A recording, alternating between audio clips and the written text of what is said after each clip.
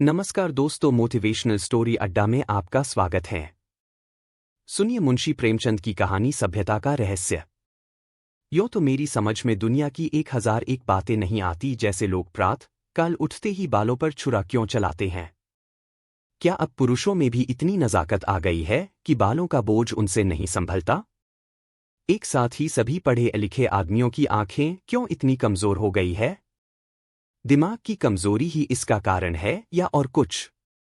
लोग किताबों के पीछे क्यों इतने हैरान होते हैं, इत्यादि। लेकिन इस समय मुझे इन बातों से मतलब नहीं। मेरे मन में एक नया प्रश्न उठ रहा है और उसका जवाब मुझे कोई नहीं देता। प्रश्न यह है कि सभ्य कौन है और असभ्य कौन। सभ्यता के लक्षण क्या हैं। सरसरी नजर से देखिए तो इससे ज्यादा आसान और कोई सवाल ही न होगा। बच्चा बच्चा इसका समाधान कर सकता है। लेकिन जरा गौर से देखिए तो प्रश्न इतना आसान नहीं जान पड़ता। अगर कोट पतलून पहनना, टाई हैट कॉलर लगाना, मेज पर बैठकर खाना खाना, दिन में 13 बार कोको या चाय पीना और सिगार पीते हुए चलना सभ्यता है, तो उन गोरों को भी सभ्य कहना पड़ेगा जो सड़क पर बैठकर शाम को कभी कभी टहलते नजर आते हैं, शराब के नशे से आंखें सुर्ख, पैर लड़खड़ाते हुए, रास्ता चलने वालों को अनायास छेड़ने की धुन। क्या उन गोरों को सभ्य कहा जा सकता है? कभी नहीं। तो यह सिद्ध हुआ कि सभ्यता कोई और ही चीज है। उसका देह से इतना संबंध नहीं है जितना मन से। मेरे इन्हें गिने मित्रों में एक राय रतन किशोर भी हैं। आप बहुत ही सहृदय, बहुत ही उदार, बहुत शिक्षित और एक बड़े ओहदेदार हैं। बहुत अच्छा वेतन पाने पर भी उनकी आमदनी खर्च के लिए काफी नहीं होती। 1/4 वेतन तो बंगले ही की भेंट हो जाती है। इसलिए आप बहुधा चिंतित रहते हैं। रिश्वत तो नहीं लेते, कम से कम मैं नहीं जानता। हालांकि कहने वाले कहते हैं, लेकिन इतना जानता हूं कि वह भत्ता बढ़ाने के लिए दौरे पर बहुत रहते हैं, यहां तक कि इसके लिए हर साल बजट की किसी दूसरे मद से रुपए निकालने पड़ते हैं। उनके अफसर कहते हैं, इतने दौरे क्यों करते हो? तो जवाब देते हैं, इस जिले का काम ही ऐसा है कि जब तक खूब दौरे न किए जाए रियाया शांत नहीं रह सकती। लेकिन मजा तो यह है कि राय साहब उतने दौरे वास्तव में नहीं करते जितने कि अपने रोजनामचे में लिखते हैं। उनके पड़ाव शहर से 50 मील पर होते हैं। खेमे वहां गड़े रहते हैं, कैंप के अमले वहां पड़े रहते हैं और राय साहब घर पर मित्रों के साथ गप शप करते रहते हैं। पर किसी की मजाल है कि राय साहब की नेकनियति पर संदेह कर सके। उनके सभ्य पुरुष होने में किसी को शंका नहीं हो सकती। एक दिन मैं उनसे मिलने गया। उस समय वह अपने घसियारे दमड़ी को डांट रहे थे। दमड़ी रात दिन का नौकर था, लेकिन घर रोटी खाने जाया करता था। उसका घर थोड़ी ही दूर पर एक गांव में था। कल रात को किसी कारण से यहां न आ सका, इसलिए डांट पड़ रही थी। राय साहब, जब हम तुम्हें रात दिन के लिए रखे हुए हैं तो तुम घर पर क्यों रहे? कल के पैसे कट जाएंगे। दमड़ी, हजूर, एक मेहमान आ गए थे, इसी से न आ सका। राय साहब, तो कल के पैसे उसी मेहमान से लो। दमड़ी, सरकार, अब कभी ऐसी खता न होगी। राय साहब, बक अबक मत करो। दमड़ी, हजूर। राय साहब, 2 रुपए जुर्माना। दमड़ी रोता चला गया। रोजा बख्शाने आया था, नमाज गले पड़ गई। 2 रुपए जुर्माना ठुक गया। खता यही थी कि बेचारा कसूर माफ कराना चाहता था। यह एक रात को गैरहाजिर होने की सजा थी। बेचारा दिन भर का काम कर चुका था, रात को यहां सोया न था, उसका दंड। और घर बैठे भत्ते उड़ाने वाले को कोई नहीं पूछता, कोई दंड नहीं देता। दंड तो मिले और ऐसा मिले कि जिंदगी भर याद रहे, पर पकड़ना तो मुश्किल है। दमड़ी भी अगर होशियार होता तो जरा रात रहे आकर कोठरी में सो जाता। फिर किसे खबर होती कि वह रात को कहाँ रहा। पर गरीब इतना चंट न था। दमड़ी के पास कुल 6 बिस्वे जमीन थी, पर इतने ही प्राणियों का खर्च भी था। उसके 2 लड़के, 2 लड़कियां और स्त्री सब खेती में लगे रहते थे, फिर भी पेट की रोटियां नहीं मयस्सर होती थीं। इतनी जमीन क्या सोना उगल देती? अगर सब के सब घर से निकल मजदूरी करने लगते तो आराम से रह सकते थे, लेकिन मौरूसी किसान मजदूर कहलाने का अपमान न सह सकता था। इस बदनामी से बचने के लिए 2 बैल बांध रखे थे। उसके वेतन का बड़ा भाग बैलों के दाने चारे ही में उड़ जाता था। ये सारी तकलीफें मंजूर थीं, पर खेती छोड़कर मजदूर बन जाना मंजूर न था। किसान की जो प्रतिष्ठा है, वह कहीं मजदूर की हो सकती है, चाहे वह रुपया रोज ही क्यों न कमाए। किसानी के साथ मजदूरी करना इतने अपमान की बात नहीं। द्वार पर बंधे हुए बैल उसकी मान रक्षा किया करते हैं, पर बैलों को बेचकर फिर कहाँ मुंह दिखलाने की जगह रह सकती है। एक दिन राय साहब उसे सर्दी से कांपते देखकर बोले, कपड़े क्यों नहीं बनवाता? कांप क्यों रहा है? दमड़ी सरकार, पेट की रोटी तो पूरा ही नहीं पड़ती, कपड़े कहाँ से बनवाऊं? राय साहब बैलों को बेच क्यों नहीं डालता? सैकड़ों बार समझा चुका, लेकिन न जाने क्यों इतनी मोटी सी बात तेरी समझ में नहीं आती। दमड़ी सरकार, बिरादरी में कहीं मुंह दिखाने लायक न रहूंगा। लड़की की सगाई न हो पाएगी, टाट बाहर कर दिया जाऊंगा। राय साहब, इन्हीं हिमाकतों से तुम लोगों की यह दुर्गति हो रही है। ऐसे आदमियों पर दया करना भी पाप है। मेरी तरफ फिर कर, क्यों मुंशी जी, इस पागलपन का भी कोई इलाज है? जाड़ों मर रहे हैं, पर दरवाजे पर बैल जरूर बांधेंगे। मैंने कहा, जनाब, यह तो अपनी अपनी समझ है।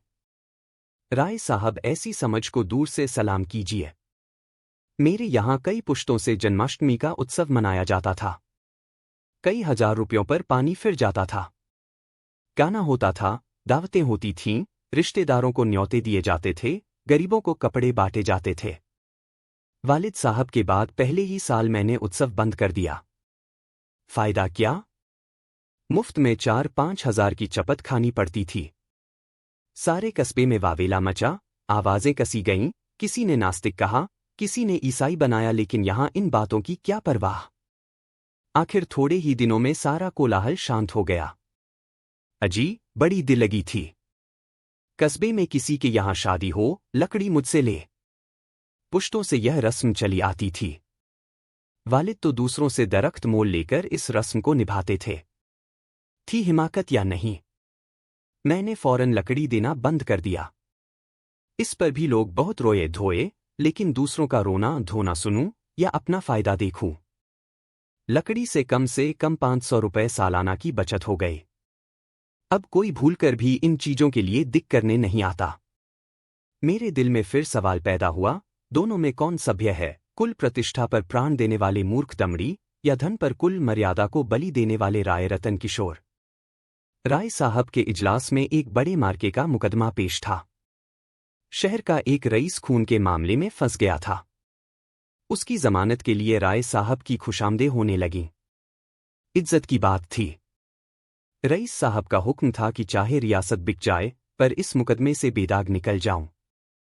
डालियां लगाई गईं, सिफारिशें पहुंचाई गईं, पर राय साहब पर कोई असर न हुआ। रईस के आदमियों को प्रत्यक्ष रूप से रिश्वत की चर्चा करने की हिम्मत न पड़ती थी। आखिर जब कोई बस न चला, तो रईस की स्त्री से मिलकर सौदा पटाने की ठानी। रात के 10 बजे थे। दोनों महिलाओं में बातें होने लगीं। 20,000 की बातचीत थी। राय साहब की पत्नी तो इतनी खुश हुई कि उसी वक्त राय साहब के पास दौड़ी हुई आई और कहने लगी, ले लो, ले लो। राय साहब ने कहा, इतनी बेसब्र न हो। वह तुम्हें अपने दिल में क्या समझेंगी? कुछ अपनी इज्जत का भी ख्याल है या नहीं? माना की रकम बड़ी है और इससे मैं एक बारगी तुम्हारी आए दिन की फरमाइशों से मुक्त हो जाऊंगा, लेकिन एक सिविलियन की इज्जत भी तो कोई मामूली चीज नहीं है। तुम्हें पहले बिगड़कर कहना चाहिए था कि मुझसे ऐसी बेदूदी बातचीत करनी हो तो यहां से चली जाओ। मैं अपने कानों से नहीं सुनना चाहती। स्त्री, यह तो मैंने पहले ही किया, बिगड़कर खूब खरी खोटी सुनाई। क्या इतना भी नहीं जानती? बेचारी मेरे पैरों पर सर रखकर रोने लगी। राय साहब, यह कहा था कि राय साहब से कहूंगी तो मुझे कच्चा ही चबा जाएंगे। यह कहते हुए राय साहब ने गदगद होकर पत्नी को गले लगा लिया। स्त्री, अजी, मैं न जाने ऐसी कितनी ही बातें कह चुकी, लेकिन किसी तरह टाले नहीं टलती। रो रोकर जान दे रही है। राय साहब, उससे वादा तो नहीं कर लिया? स्त्री, वादा? मैं रुपए लेकर संदूक में रखाई। नोट थे। राय साहब, कितनी जबरदस्त अहमक हो, न मालूम ईश्वर तुम्हें कभी समझ भी देगा या नहीं। स्त्री, अब क्या देगा? देना होता तो दे नदी होती। राय साहब, हाँ मालूम तो ऐसा ही होता है। मुझसे कहा तक नहीं और रुपए लेकर संदूक में दाखिल कर लिए। अगर किसी तरह बात खुल जाए तो कहीं का न रहूं। स्त्री तो भाई, सोच लो। अगर कुछ गड़बड़ हो तो मैं जाकर रुपए लौटा दूं। राय साहब, फिर वही हिमाकत। अरे, अब तो जो कुछ होना था हो चुका। ईश्वर पर भरोसा करके जमानत लेनी पड़ेगी। लेकिन तुम्हारी हिमाकत में शक नहीं। जानती हो, यह सांप के मुंह में उंगली डालना है। यह भी जानती हो कि मुझे ऐसी बातों से कितनी नफरत है, फिर भी बेसब्र हो जाती हो। अब की बार तुम्हारी हिमाकत से मेरा व्रत टूट रहा है। मैंने दिल में ठान लिया था कि अब इस मामले में हाथ न डालूंगा, लेकिन तुम्हारी हिमाकत के मारे जब मेरी कुछ चलने भी पाए। स्त्री, मैं जाकर लौटाए देती हूं। राय साहब, और मैं जाकर जहर खाए लेता हूं। इधर तो स्त्री पुरुष में यह अभिनय हो रहा था, उधर दमड़ी उसी वक्त अपने गांव के मुखिया के खेत से ज्वार काट रहा था। आज वह रात भर की छुट्टी लेकर घर गया था। बैलों के लिए चारे का एक तिनका भी नहीं है। अभी वेतन मिलने में कई दिन की देर थी, मोल ले न सकता था। घर वालों ने दिन को कुछ घास छीलकर खिलाई तो थी, लेकिन ऊंट के मुंह में जीरा। उतनी घास से क्या हो सकता था। दोनों बैल भूखे खड़े थे। दमड़ी को देखते ही दोनों पूंछें खड़ी करके हुंकारने लगे। जब वह पास गया तो दोनों उसकी हथेलियां चाटने लगे। बेचारा दमड़ी मन मसोस कर रह गया। सोचा, इस वक्त तो कुछ हो नहीं सकता, सवेरे किसी से कुछ उधार लेकर चारा लाऊंगा। लेकिन जब 11 बजे रात उसकी आंखें खुलीं, तो देखा कि दोनों बैल अभी तक नांद पर खड़े हैं। चांदनी रात थी, दमड़ी को जान पड़ा कि दोनों उसकी ओर उपेक्षा और याचना की दृष्टि से देख रहे हैं। उनकी क्षुधा वेदना देखकर उसकी आंखें सजल हो आईं। किसान को अपने बैल अपने लड़कों की तरह प्यारे होते हैं। वह उन्हें पशु नहीं, अपना मित्र और सहायक समझता। बैलों को भूखे खड़े देखकर नींद आंखों से भाग गई। कुछ सोचता हुआ उठा, हंसिया निकाली और चारे की फिक्र में चला। गांव के बाहर बाजरे और ज्वार के खेत खड़े थे। दमड़ी के हाथ कांपने लगे, लेकिन बैलों की याद ने उसे उत्तेजित कर दिया। चाहता तो कई बोझ काट सकता था, लेकिन वह चोरी करते हुए भी चोर न था। उसने केवल उतना ही चारा काटा जितना बैलों को रात भर के लिए काफी हो। सोचा, अगर किसी ने देख भी लिया तो उससे कह दूंगा बैल भूखे थे इसलिए काट लिया। उसे विश्वास था कि थोड़े से चारे के लिए कोई मुझे पकड़ नहीं सकता। मैं कुछ बेचने के लिए तो काट नहीं रहा हूं, फिर ऐसा निर्दयी कौन है जो मुझे पकड़ ले। बहुत करेगा, अपने दाम ले लेगा। उसने बहुत सोचा। चारे का थोड़ा होना ही उसे चोरी के अपराध से बचाने को काफी था। चोर उतना काटता जितना उससे उठ सकता। उसे किसी के फायदे और नुकसान से क्या मतलब। गांव के लोग दमड़ी को चारा लिए जाते देखकर बिगड़ते जरूर, पर कोई चोरी के इल्जाम में न फंसाता, लेकिन संयोग से हल्के के थाने का सिपाही उधर जा निकला। वह पड़ोस के एक बनिए के यहां जुआ होने की खबर पाकर कुछ ऐंठने की टोह में आया था। दमड़ी को चारा सिर पर उठाते देखा तो संदेह हुआ। इतनी रात गए कौन चारा काटता है? हो न हो कोई चोरी से काट रहा है। डांट कर बोला, कौन चारा लिए जाता है? खड़ा रहा।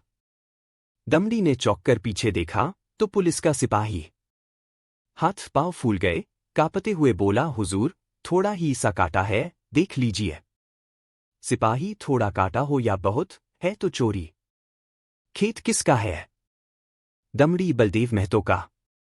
सिपाही ने समझा था शिकार फंसा, इससे कुछ ऐंठूंगा, लेकिन वहां क्या रखा था। पकड़कर गांव में लाया और जब वहां भी कुछ हत्थे चढ़ता न दिखाई दिया तो थाने ले गया। थानेदार ने चालान कर दिया। मुकदमा राय साहब ही के इजलास में पेश किया। राय साहब ने दमड़ी को फंसे हुए देखा तो हमदर्दी के बदले कठोरता से काम लिया। बोले, यह मेरी बदनामी की बात है। तेरा क्या बिगड़ा? साल 6 महीने की सजा हो जाएगी, शर्मिंदा तो मुझे होना पड़ रहा है। लोग यही तो कहते होंगे कि राय साहब के आदमी ऐसे बदमाश और चोर हैं। तू मेरा नौकर न होता तो मैं हल्की सजा देता, लेकिन तू मेरा नौकर है, इसलिए कड़ी से कड़ी सजा दूंगा।